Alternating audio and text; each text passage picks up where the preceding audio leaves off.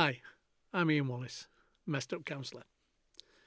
Today, what I want to look at is something that most people do, and I enjoy, to be fair, which is people watching and the humour of human interactions, and looking at how human beings never cease to amaze me and fascinate me.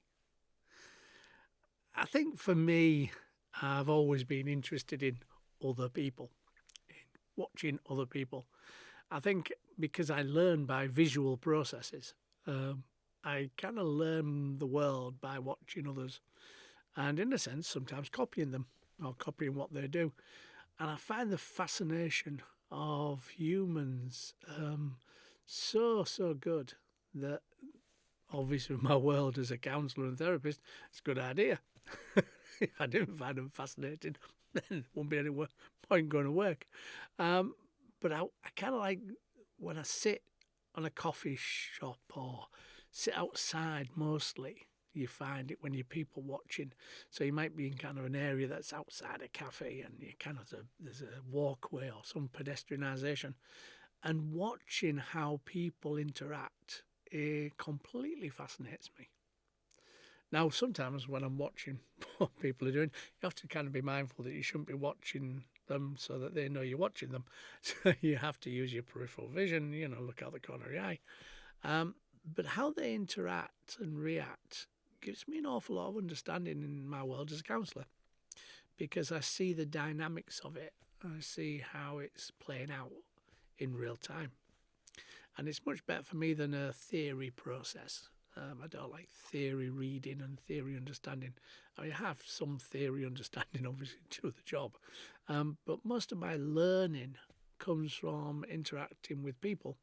The theory kind of underpins it, if you like, hangs on it. But most of the learning process that I do by watching, by observing. So I was out the other day and I was at a cafe having a cup of coffee with some friends. And there was a fairly not expensive, it didn't cost us anything to sit there, expansive area of pedestrianisation.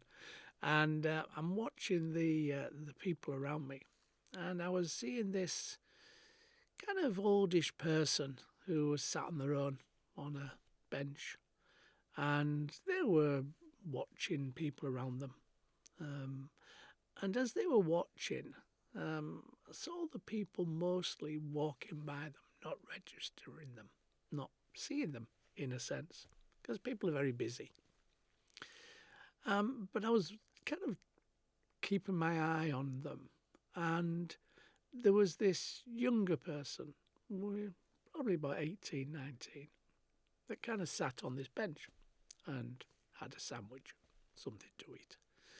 And they were eating, and this older lady had put something down on the seat, and they moved it. And this younger person was in dialogue with them. I couldn't hear what they were saying. I was just observing the dynamics, the body language, if you like, of this interaction. And the older person suddenly became, in a sense, more alive, more animated, more expressions of interest, of joy. And instead of just being sat on the bench watching the world go by, they were engaging in a conversation. And the young person who initially hadn't necessarily registered this person on the seat much, became much more animated as well. And they started having a conversation. And they were both having a sandwich, having their lunch, having a snack break. And the dialogue was obviously getting very interesting for them, although I couldn't hear it, because their body language was showing that they were more open to each other, they were facing each other. They were able to have that connection. And that process of watching was really helpful to understand that even though there's a big difference of age with these two people, and they were dressed totally differently, and probably in any other place would not actually have connected because they would be in different ways. But on that bench, on that seat, in that sharing process, they were obviously giving each other something of their worlds, their lives, interests, hobbies, experiences, whatever they were talking about. And both of them were benefiting from it instead of just sat there. And I thought to myself, how often do we just sit and we introvert, we go inside, we're only thinking of our own world? And how often do we then connect to other people in those places, people that we may not know, may never have seen before? And we don't do that an awful lot from what I can see. It happens, and I observe it happening, but a lot of the time, looking at tables, at people sat, having coffees, having snacks, they don't. They go inside themselves. And it got me to thinking that when nowadays, I remember a time before mobile phones, but nowadays with mobile phones, and I watch and observe how people interact with their world, a lot of it is through a mobile device, either a phone or some kind of tablet or whatever. And I'm wondering, is as we go forward as a human race, whether that art of conversation with individuals that you don't know, you don't connect to normally, would happen, or whether or not two people would be sat on the bench staring into a screen, mobile phone, tablet, and engaging with the world through the electronic process. And I don't think that's necessarily a good thing, personally. I think the aspect of interaction with another human being brings value, brings an enhancement to our world in understanding other aspects of the world by whatever they bring to the conversation. And I think for a lot of people, when we see them now out and about, and there may be a family having a meal together in a restaurant or outside, and all of them will be looking at this small electronic device and won't necessarily be communicating. I observed it in a hotel many years ago. And there was a family of four. There was two adults, two younger people, both of which looked to be under 15, 16. And they all had their mobile phones, and they only put them down to order the food and to eat the food. And the rest of the time they were staring into this screen in their own little worlds. Now, sometimes they would share. The two young people would look at each other's device and start laughing, and they've seen something, sharing something. And sometimes the adults would do that. But they weren't necessarily conversing with each other. They weren't talking to each other. And in our world, in the counselling world, there's a lot of people coming forward with low confidence, self-esteem issues, feeling isolated, feeling vulnerable. And again, I'm thinking, I'm not sure if this is true, I'm wondering how much that aspect of being on your own with an electronic device, engaging with that electronic world, adds to that feeling of not enough confidence, self-esteem. Because I think for confidence and self-esteem, we get it by interacting with other people, by other people telling us we're good at things, we do things well, or, applauding us, or valuing us, or respecting us. And I think that's how confidence and self-esteem builds in us. And by not having that as an ongoing process, certainly growing up more, certainly younger people, much more than older people, I wonder whether that actually doesn't help us advance our connection, our world, our understanding. I wonder if that becomes an isolating process. And I'm wondering if, as younger people grow older, that relationships will suffer. Relationships won't be as verbally connected, as emotionally and intimately connected. And I don't mean necessarily sexually, I mean intimacy. I'm wondering if that will become much more of a problem. Things tend to develop over a period of time with human behaviour, and so we don't necessarily see it there and then. We see things that happen 5, 10 years down the line where the behaviour en masse changes. There was a study recently where people who developed light switches started making the light switches wider. And they did that because now people who are engaging with electronic devices are using the thumbs to connect instead of using the fingers. So they're using the thumbs, and the thumb becomes the digit to use. It's much more dexterous, much more able to move.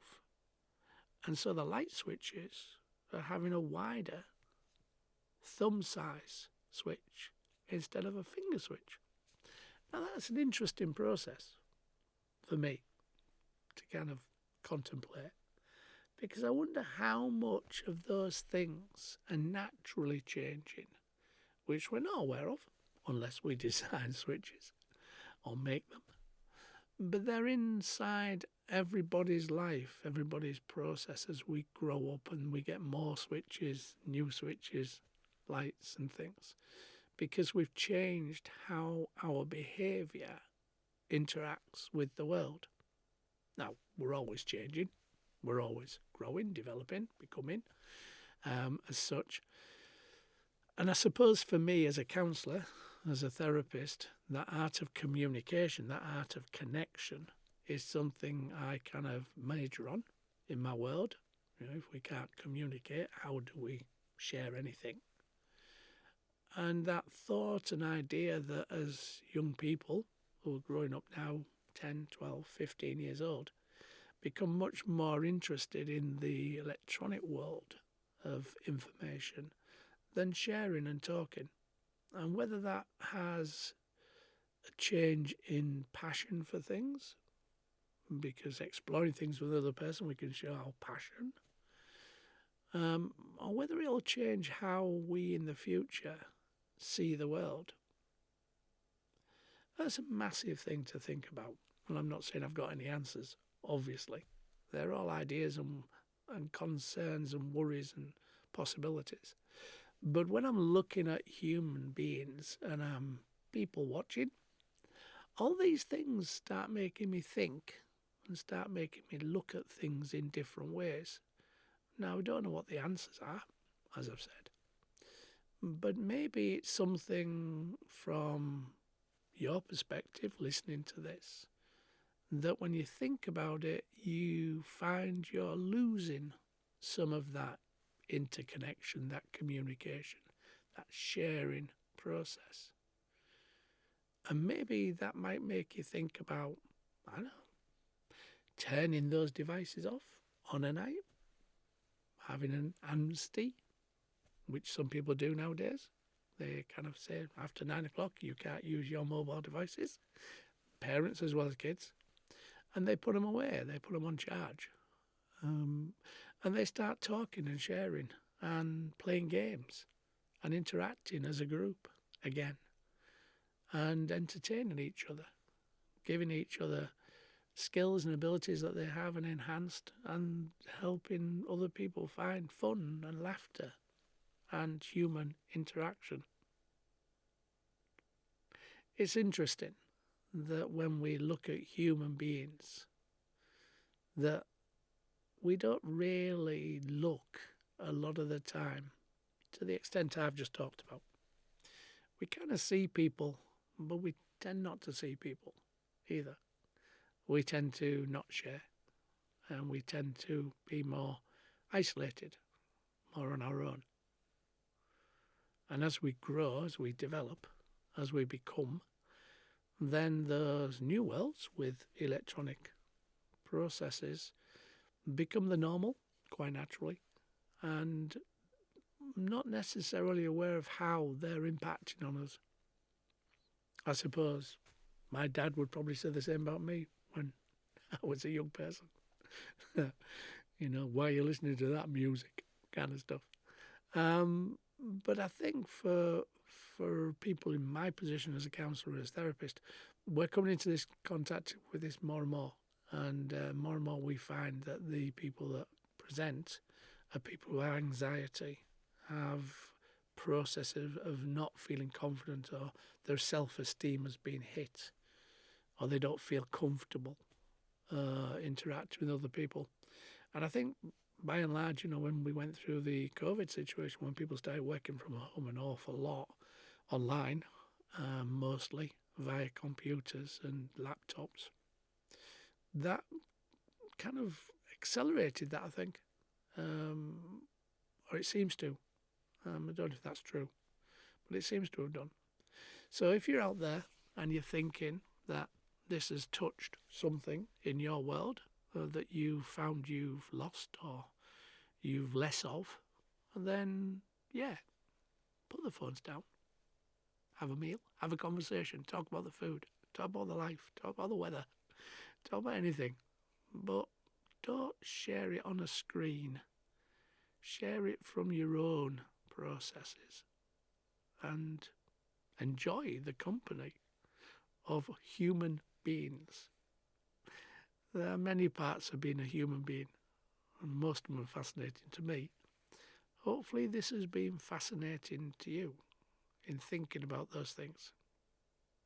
I'm not saying don't use mobile devices, because our world is nearly controlled by them nowadays. Everybody's, I certainly don't remember telephone numbers now of people, even people close to me. I use the electronic gadget of a diary and a contact list that's on my mobile phone. So I'm a slave to it as much as anybody else. I'm not advocating that technology is a bad thing. I'm just saying maybe we need to have a bit of a balance. That's all.